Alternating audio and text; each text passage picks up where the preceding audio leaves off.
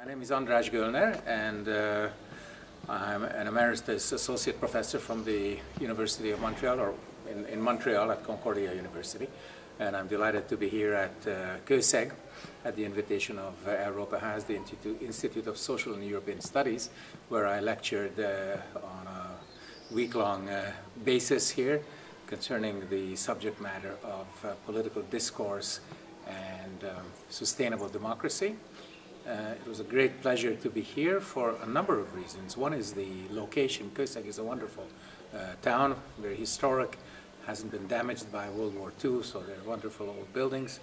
The location of the classes is in the so-called Europa House, or European House, and the student population comes from all parts of the world, from various parts of the former Soviet republics, from Central Europe, from Turkey, and the classroom environment is superb.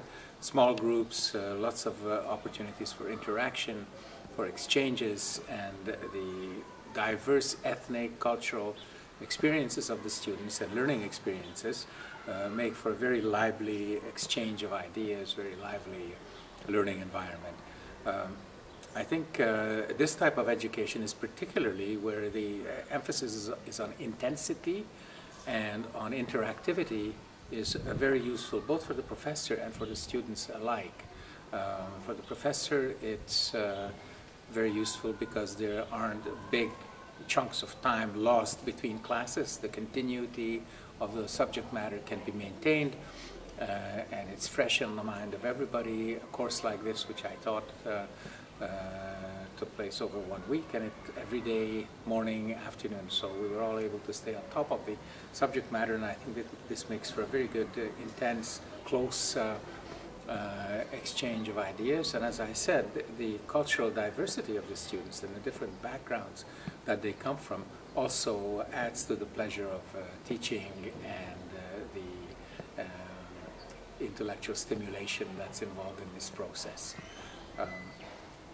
We looked at, over a week, the whole evolution of the democratic ideals from ancient Greece to the emergence of democracies in the 17th, 18th century. We looked at the evolution of the ideas of participatory democracy and discursive democracy, particularly the so-called linguistic turn in political philosophy that permeates the work of Jürgen Habermas, second generation German sociologist, and how communication comes to play an increasingly important role in the process of politics, which involves deciding who gets what, when, and how. And then we looked at how democracy in Central and Eastern Europe, and generally worldwide, is being threatened by the rise and encroachment of more authoritarian forms of government once more, specifically corporatism and the so-called predatory state, and what can be done to stop the advance of these authoritarian forms of rule, and what can be done to keep democracy sustainable.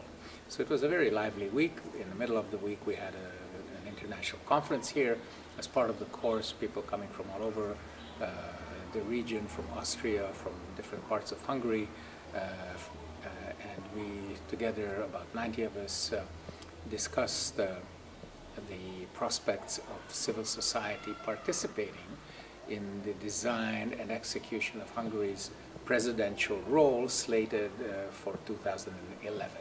Presidential role in the European Union, that is. And that discussion and interchange was also a very lively experience and added to the intellectual pleasure of being here. I was very satisfied with the group. They were inquisitive, they were curious. They didn't just sit back and take notes and take down what the professor says, but asked questions and challenged me with some very interesting questions and stimulating questions. And I think that makes for very good environment. The professors kept on his toes and has to focus, and the students have an opportunity to input into the course and make sure that the course is as relevant to them as possible. So I was very pleased with the nature of education at this school.